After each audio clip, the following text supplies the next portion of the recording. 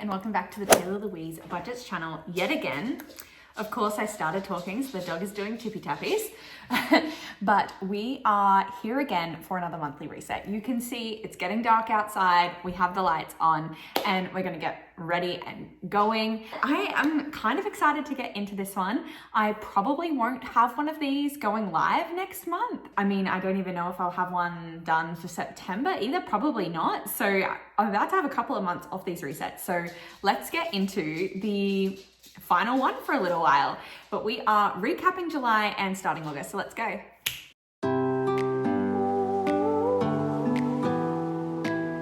All right, Amundo, we're gonna get into this. We're gonna put some screenshots on the screen because I seem to like that method, and no one complained about not having the live video, so I think it just works a lot easier to do it that way. We are doing the obvious things of going through my goal and habit tracker for July and setting up August.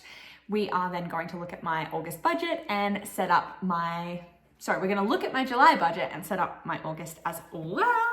And we've got some things to do and to talk about. So I am gonna get straight on into it because I always yabba too much in these videos. So we set 20 goals for July and I achieved 75 of them. So 75% of them. So pretty happy with that, honestly. Let's have a look at what those were to discuss. So if we look at my finance goals, I wanted to fully fund my annual 2024 fund because I did take from this recently to pay off some debt, which I didn't achieve. And the main reason I didn't achieve it is because I actually had annual bills this month, so I had to pull out of it. I do think that if I look at like the money that I budgeted towards it based on what was in it at the start of the month and what my goal was, I think I did budget the amount of money that would have fully funded it, but because I have withdrawn from it, it has actually dropped down again, if that makes sense. But I'm not gonna tick it off because it's not fully funded. I did get to tick off prioritize honeymoon fund, and you'll get to see in the budget section why I think I definitely did prioritize that. It was kind of a given, it just had to happen because the honeymoon is coming up early September. So I gotta have money. Then we have minimize frivolous spending. And I hadn't really made a decision about whether or not I want to tick this one off. If I have a little look, and I'm not going to show you on the screen these ones. Okay, I bought a jumper from JJ's. I spent some more money on like supplements. That was like almost $100. I did a Temu order of like $90 odd. I do know that I got a lot of cash back through Shopback for that. Maybe I should put my Shopback link on the screen. I definitely recommend it. If you're making purchases online, you might as well get some money back for it. So use my referral code if you wish. And if you're doing that, no pressure from me on that front. I did spend more money because I went to the Naked Harvest LSKD location event, like the Georgia Richards Authentically You campaign. I went to that event, so I spent money on that ticket. More Naked Harvest accessory and stuff. In terms of other frivolous spending, not really a lot, honestly. I spent a lot this month, but not necessarily a lot of frivolous spending. You know what? I made 2 supplement orders, a Temu order, and I bought an item of clothing on a month that I said minimize your spending. So I'm not going to give myself that tick. Nope, we're going to leave it as is. I am not going to get the tick. Business goals, however, were much more successful. So we ticked off all 4. I did upload 3 YouTubes per fortnight. I did upload 3 Instagrams per week. I have continued to create fat loss phase content, like about my Eat Like Ruby journey. And I did finalize a new collab and affiliate, and I'm actually going to share it with you right now. So I basically got reached out by a company I'd never heard of before. Let's be honest, let's be upfront here. I'd never heard of them, and they're called Read Your Heart. And they are US based, but they specialize in Moissanite jewelry. And if you've been following my channel for a while, you would know that the engagement ring that I custom designed and ordered was Moissanite. So that was really exciting to me because I was like, oh, this is another company that functions with Moissanite. And recently, and on a video earlier this year, I showed some jewelry that I got from Taylah Louise, a company that I love and wear as like usually my everyday wear sort of stuff. But they don't have any like rose gold jewelry.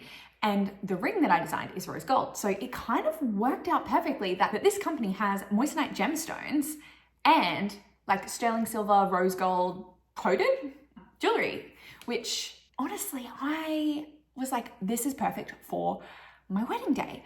Because I took some of the jewelry that I had ordered, when I selected jewelry for my wedding day, I was like, I don't want to just like buy a piece I'm going to wear that one day and never wear again. So I kind of picked pieces from Ana Luisa that I loved, that I would like wear again and again and again, like everyday wear sort of pieces.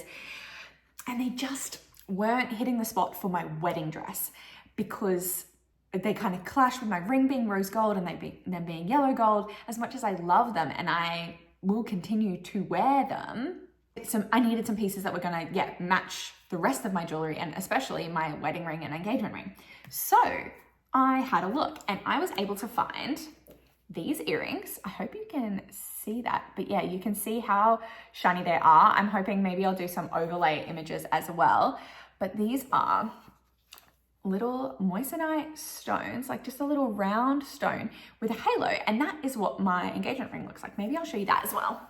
So my engagement ring looks like this. So it has that halo design, which these, I just think, kind of match perfectly. So beyond that, so they have these beautiful stones, but I will put all of the links and everything below. And matching that, oh, it's gonna be in this one, isn't it? Oops. And matching that, I got this. So this is the round halo design. And again, it's got that ring around it as well of the little stones, but this for the necklace. And I just thought this was like the perfect kind of collection to go with my wedding ring on my wedding day. Like, I am so excited. I have matching jewelry to celebrate the happiest moment of my life. And I just think it's cool too, like as much as the other pieces I was gonna wear are kind of like everyday wear pieces, I like that I'm gonna have some pieces that are like treasured memories. Like I'm gonna always know that these pieces were my wedding pieces, like, and that is just a nice feeling in itself. And they're also like elevated because of the fact that they do have those moissanite gemstones in them. And I just feel so lucky to have had this collaboration like come into my inbox. Like I said, I'd never heard of this company before, but they actually have, it's interesting, they have a ring that looks pretty much exactly like this for like a quarter of the price of what I got this made for, because I like custom designed this, like, and because of that process, it was actually quite expensive. On that note, this ring, I have lost 10 kilos this year as of today, and claps to me, well done me, but can you see how easily my ring slips off my finger? If I wash my hands, I literally have to put my ring on this finger for a minute just to make sure that I don't lose it, and to properly dry around here to make sure there's no slippage, because this ring has in fact ended up in the bin once and I died on the spot, and that won't happen again. But going on a honeymoon, like there is a reason my other half did not propose to me with a ring, and part of that reason was that he did not want to take a ring overseas to risk it getting stolen or lost or something happening to it. And as such, it's kind of an unspoken rule, I'm not going to take this ring overseas with me. So while I was organizing this beautiful campaign, I had a look, and it is like an engagement band and a wedding band, and together, maybe I can just show you on my finger. I mean, this stone is huge. Can you see that? Can you see that, like the brilliance of that, the shine? It is humongous, but it's also like fun because it's so different from my engagement ring. But I'm going to use this as my travel ring. So I actually saw Carter Sullivan do this, where she ordered like and so did Law DIY, I think, that they ordered like a cheaper to wear on holidays and trips and stuff where you don't want to take your expensive ring. And I am just in love that this was so affordable, and it's still moissanite, so it still feels like my ring. It feels special and treasured because it's like part of the decision making that my husband to be and I made. But I'll be able to wear this on our honeymoon and still feel like a newlywed, but without being fearful that I'm gonna lose my ring in the destination that we're traveling to. So I feel like I've been talking about this forever and I haven't said any of the things that I wanted to say, but I just got so excited about it, which is, I guess, how you know that this is an authentic collaboration. And I genuinely feel like the luckiest girl in the world, not only because I'm getting married in under 6 weeks, but also just because I have been so spoiled by Read Your Heart for sending me these products. And if you want to go merry browsing, or you're interested in upping your ring, I speak to so many people that, like, literally someone the other day saw my engagement ring and were like, oh, look at that Eiffel Tower on your finger, couldn't miss it. And I do feel really blessed to have a ring that is so big and so special and so like perfectly me and what I wanted. And I see so many people that have been married for even a long time, and they just like wish that they could like redo their ring or have something a little bit more bigger or more special. And Read Your Heart makes that so doable and so affordable to have a special ring. Like there's no reason why you couldn't have like a secondary ring that you get to wear when you want to be a little bit more fancy and special. And it can still symbolize the same thing, you know? Yeah, I just think that's cool.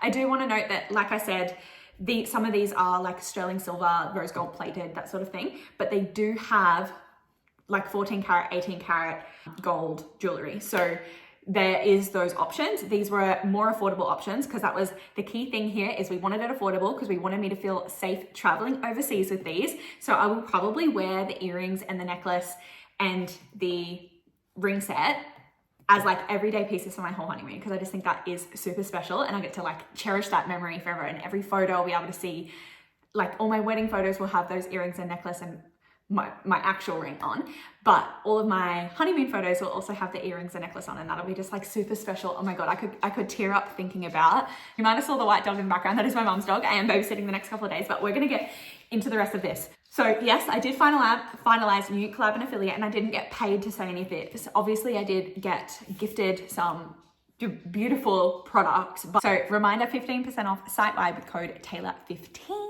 Go make yourself feel super special with some super special jewelry. All right, if we move on to professional goals, didn't do so well in this department. Obviously I did complete English C, or confirmation, I'm just gonna say it.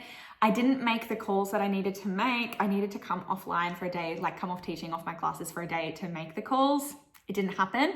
I feel so busy this term. I always forget how full on term 3 is. So maybe that will happen, maybe it won't. And I need to work out what I'm gonna do. Similarly, find a TA for term 4 task. I haven't done that this month. I don't make the calls, so I can't really like force a decision in that regard. No idea what's gonna happen there, but technically it's not a task that needs to happen until next term, so it's not the end of the world. Moving on, personal goals. I have been prioritizing my personal life, and how beautiful would that sunset be if I was out looking at it right now? I have indeed maintained my calorie deficit, and that is why I've lost 10 kilos this year. I have been taking my measurements and photos weekly, and I'm finally starting to see a difference in the photos. It takes me a long time to be able to see a difference in like movement in my body, because all I look at is the photo now and go, I could change this, I could change that. I did read 3 books this month. In fact, I think I read 4, but we'll talk about those in the end. And I did read a chapter of Far From the Tree. In fact, I think I read 2 again. So I'm liking making that a like goal and priority for the month, because otherwise I don't think I would do it. But I'm so close to finishing this dang book. And I know I make it sound like I don't even like the book, but I definitely do. I'm always excited to talk about it with a colleague of mine that has read it every time I finish a chapter, but they're just heavy chapters and my work is heavy. So it feels like more work, if that makes sense. But it is a book that I feel like everyone that is a parent or works with children or youth or just like people need to develop empathy, and they need to read this book, and this will help them develop that empathy. Fitness goals. I wanted to walk the dog weekly or 4 times in the month, and I didn't do this. There was a period of time where I wanted to, but the weather was really bad for a while. And honestly, that is no excuse, but I use it as an excuse. And then I have just been feeling super fatigued the last week and a half.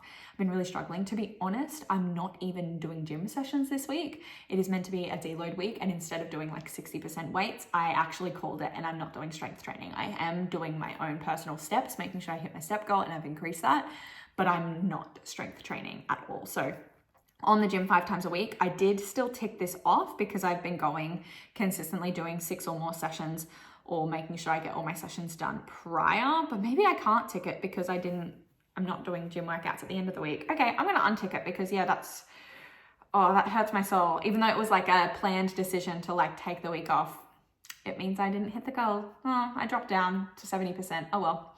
Pilates once or abs twice per week. I've been doing that. I'm not gonna untick that one because I'm not doing it this week, because we're just not. Practice running weekly. I have done that more than 4 times, so I'm going to count it. 8,000 steps per day. I've definitely averaged that at the start, and I'm averaging even more now. And then bench press twice. I actually did 4 bench press sessions.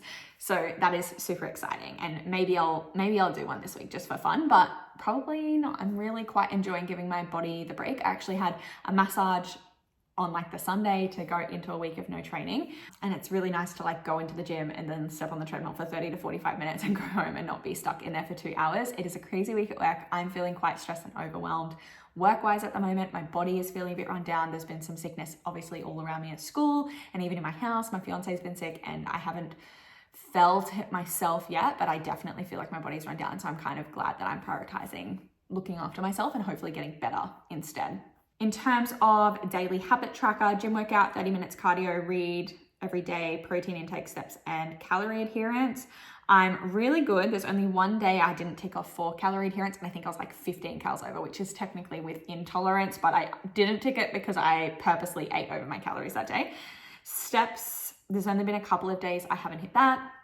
I didn't tick the most recent Sunday because I actually gave myself a day off wearing my Apple Watch because I don't like to be forced to wear it every day, but because I am step counting at the moment, I feel like I have to. But there's only a couple of days. I ticked the goal of 8,000 steps weekly because my average for the week has still been over 8. So what I do is usually if I have a day that's lower for any particular reason, rather than just being like, well, you've ruined your month, I actually just make sure that around it, I do extra steps that make up for it to make sure my average still is over 8. And I feel like that's fine. Protein intake, there's only one day I didn't hit it and it must have just been by a couple of grams. It must have been an accident or something like that, that I missed it, but otherwise every other day. That was literally the first of the month. I did not start strong. Reading has been really strong all month. Like I said, I finished 4 books this month, but I have had a couple of days off post finishing my last book because I've read pretty much in a month. I read a whole 5-book series and it's just taken me a little while to pick up my next book, but my next book is actually going to be this one here. So Lessons in Chemistry, and I just haven't picked it up yet. To be honest, I would have done some reading this afternoon, but I'm filming this video instead. Maybe I'll pick it up tonight, I'm not sure, but I haven't ticked that off for the last couple of days. And then obviously I've been able to tick off 30 minutes of cardio on these days that I am not doing my gym workouts. And I've been really, really consistent with doing that. I kind of need to do it to hit my steps, so they kind of go hand in hand.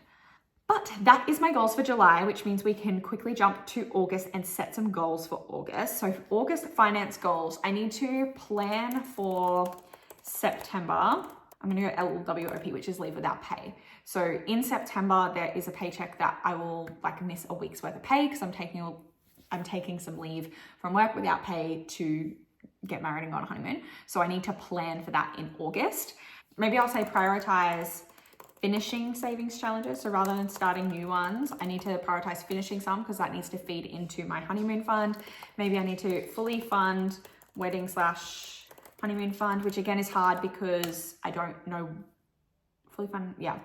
because I don't really know exactly what that cost is going to be, but I do have some estimates and things like that. So I can do that. Finance goals was I also need to contact broker about dates we are away.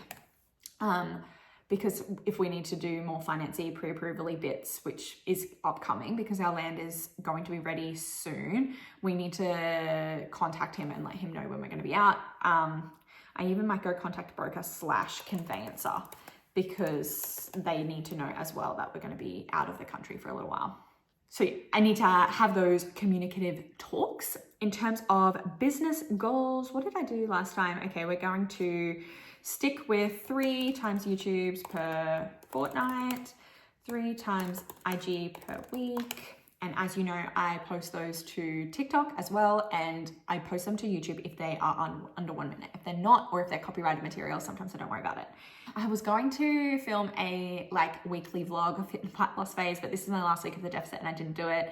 Finalized new collab or affiliate. I've done that this month, so I'm not worried about doing that next month at all. I've got way too many things on my plate next month to care about that. So yeah, if I can just continue my normal upload schedule for this week. And I'm going to write plan September because I'm going to be away for 3 weeks. I need to work out what I want to film and how much time I want to take off because I might have, like I said, I'm not going to be able to do a monthly reset next month because it's going to be a week before my wedding. And the last thing that I want to do is film one of these videos and edit it a week before my wedding when I'm trying to get marking done at school because I'm having a week of work, etc. So I'm not doing that. And then, yeah, we're away and overseas for almost 3 weeks. So I need to decide if I'm going to have a break or not. I think last time I went overseas, I made it so that it was 1 video a week just because I wanted to maintain that upload schedule. But I don't know, haven't decided, but I need to plan that next month. So I need to plan that in August so I'm ready to go for September for whatever it is that I choose. Professional goals wise, I've got some things happening. I've got a meeting tomorrow. I've got a presentation. I need to prep for presentation. Is that next week? I'm going to say week 6. I'm going to manage presentation. Oh, that's week 8. Is that in August? Yes, manage presentation week 8. So those are all happening next month. And then I'm going to stay on top of assessment due dates. I really need to like get all my kids like on track to complete their assessment in time because I don't have time to chase them up afterwards because I'm going away. Saying that again. I do have a prac teacher, like a placement teacher coming. Do I need to write anything about that? I don't think so. That's just part of my job. Personal goals wise, I am going to explore tracking maintenance. So I need to decide how I'm going to do that. If I'm going to track 5 days of maintenance and then not track weekends, maybe play with some high and low days, like having lower calories during the week so that I do have extra to spare on a weekend when I'm not tracking, so I can have those like takeout meals. But I do want to continue, what does it say? Taking measurements and photos weekly. I'm going to continue to weigh myself every day, which I have been doing that without needing to put it down here. But because I'm going to be going to maintenance and I'm not like looking for weight loss, I think it might be a bit of a mind trick thing. But I do want to continue to do that so that I have good averages, especially if I'm doing high and low days. I want to know the average of like what I actually am weighing. In terms of personal goals, we then have reading. I've got so much happening this month, but I'm almost finished one. Am I? I'm going to say read 2 books. Because is it a priority to read 3 books a month before my wedding? No. So we're going to say just read 2. I'm back at school. The reading 3 books I started out on school holidays, so I can drop it back 1. And then, but I am going to say read a chapter of Far From the Tree because I don't think I'll finish that book this month, but if I read another chapter of it, that will kind of contribute to my reading goals. Then we have fitness goals, walk dog weekly. I just don't think it's going to happen, is it? But it was a yearly goal, so if I don't put it on there, I mean, I'm not going to achieve it for the year anyway, am I? I feel like I should have good intentions to do so. Walk, dog. I'm going to say walk dog twice. That's what I'm going to do. Gym 5 times a week. I'm going to say complete planned gym sessions because that means that at the start of the month where I'm still in my week of not going, it doesn't count, but I'm in a program for the whole of August anyway. So all of the sessions that I plan to do, I need to complete them. I need to do the Pilates once / abs twice per week 1, practice running weekly. I need to continue that, 8,000 steps per day. I'll continue that, and bench press twice again would be good. Okay, I'm gonna keep all of those fitness goals the same. In terms of daily habits that I'm going to track, I think I'm going to continue to track all of the same ones, except maybe I should take out 30 minutes of cardio. Because I feel like sometimes I hit my steps and I'm still like, oh, but I haven't done 30 minutes. And then that I just have to keep going because I haven't done that. Yeah, I'm going to get rid of it because I feel like if I hit my steps, right? And then gym workout, maybe it's just go to the gym rather than doing a workout. So if I go to the gym to go on the treadmill versus if I go to the gym and do strength training, I'm going to make those the same thing rather than 2 separate things. Yeah, just gym. So go to the gym or / walk, because if I walk the dog, I want that to count, even though I haven't been to the gym. So gym / walk, read, protein intake, steps, calorie adherence. I will keep those the same, but I might actually put read on the bottom because I feel like the rest of them are nutrition and training, and then read is just like randomly in the middle. Okay, I'm going to reorder that. So that's all good to go for August. Almost half an hour into this video, of course, we're gonna have some water, and it is officially dark outside. But July, in terms of budget, let's go. So this month is so crazy, so stick with me here. The total income for the month, my income is always super skewed, and I'll explain why. But this month, my total income was $16,651. I did not earn that money this month. Let's have a look at why. So $130 I pulled from my Target Bills account. $2,746 was my first paycheck of the month because I had a pay rise and the tax decreased. Then paycheck 2 was 2,845 because I had another pay rise. So one was like the EB agreement that all teachers got, and the second one was actually because I ticked over of another year of teaching, I went up a band. I'm becoming an established teacher. Then I pulled $3,000, over $3,000 out of my sinking funds. And again, I'll explain where that money came from and where it went shortly. Tax return, I did do my tax return, and I know it's crazy. Over $6,000. So this is because I paid off my HECS in full this year. So rather than having to, like, all of the money that had been withheld from my paychecks to lower my HECS, that was just like sitting in a pool because I paid off the full balance. Rather than that money coming off my HECS balance, because that balance was zero, I got it back in my tax return, which is why this is so high. So yeah, I got over $6,000 back. I only budgeted $6,000 of it, so you might see a little bit more in my August template. Oh, when and if we do that, I might do an update of August and September once I'm back from holidays. But yeah, I did budget $6,000 of that money because I wanted to move it out of my cushion and get it to where it needs to work. So I used that. So that's again why my income's so high this month. And then I got the other half to transfer me $1,840 because we had some wedding bills that I'm going to go through as well. So technically not income, but he had to give me that money, and I'm tracking how much we are spending on wedding, even though we have split finances. And I talked about why we have split finances in my last video, so go check it out. Bills, let's have a look. So bills were $3,581.29. More money went to the joint account this month than usual because we had, our home insurance was due. So we both had to transfer extra money into that because I actually didn't have enough money in there with everything that's been going on with our finances to cover that bill. Actually, we didn't get our home insurance. I just know that it's coming next month and I didn't want to be worried about it while on honeymoon. So I wanted us to preemptively put extra money in there, again, in a month where I'm getting 2 paychecks rather than what's coming soon. I actually think I might have pulled my extra money out of my tax return to help me pay for that. So yeah, we just added an extra buffer to our joint account so that we're ready to go when our home insurance bill comes in, because it could be any day now. Phone was $25, gym was $51.80, iCloud's $449, pretty standard. And then similarly with subscriptions, $49.99, which is what they always are. We just have I have Stan, YouTube, Patreon, and then nothing for Audible or Lashes this month. My other half pays for Spotify. He pays for our private health extras. I think he has KO. I don't use it. Anyway, that is that. Now if we move on to, let's go to savings. So target bills, I put $290 in there because I've now fully funded September and October because I didn't want to be stressed about paying October bills out of my September paycheck. So I just made sure that I'm definitely covered and prepared for like building that back up after we get back from our honeymoon. Everything this year has been like house, wedding, honeymoon. They've been the main 3 priorities. Nothing for annual 25 because we're still funding 24. But obviously if we're probably gonna have extra money left in the annual 24 that will roll over to annual 25. So that's good. Emergency has increased to $10 per month. We will eventually work on building that back up to what it was before I had to deplete it to pay off debt. Again, just after the wedding, after the honeymoon. Challenges got $450 this month, less than I budgeted, which is unfortunate actually, but money went other places. Sinking funds got $6,080, which was a lot more than anticipated, and that is because $5,000 of my tax return I put straight into the wedding and honeymoon fund for obvious reasons. And that is why I can say that I did prioritize the honeymoon fund this month, because I put $5,000 of my tax return into it. And then roundup was almost $40. Nothing for debt because we don't have debt other than our mortgage, which I count as a bill. Because if I wasn't paying a mortgage, I'd be paying rent. So it is a bill.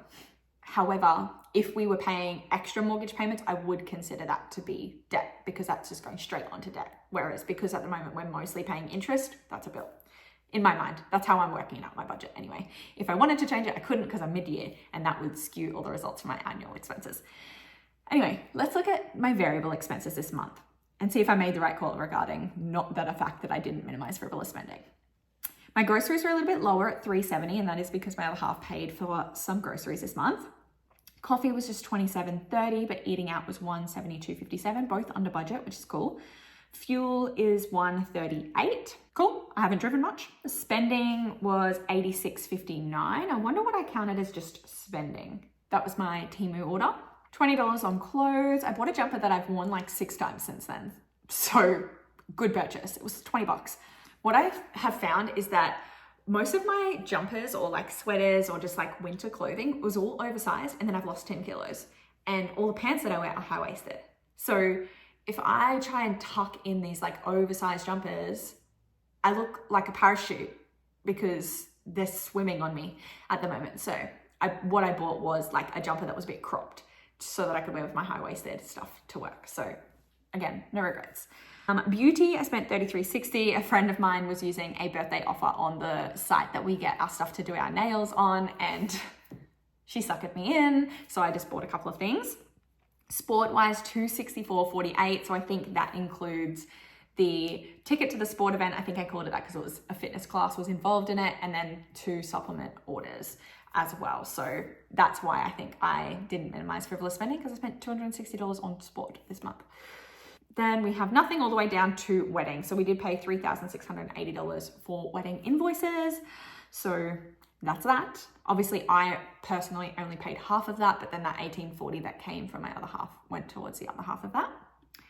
That's why I put it as income, so that when I put it in outgoings, it doesn't affect my overall income outcome. And then work and teach was $10. That was, I took some kids to a netball tournament and they needed strapping tape. So of course I had to buy it, but tax deductible, so whatever. And car, $16.80.58. I know part of that is, so that is 2 different things. One is 12 months of car insurance because that was due, and then 6 months of car rego, because our home insurance, my car insurance, my car rego is all due around the same flipping time, and it annoys me every year.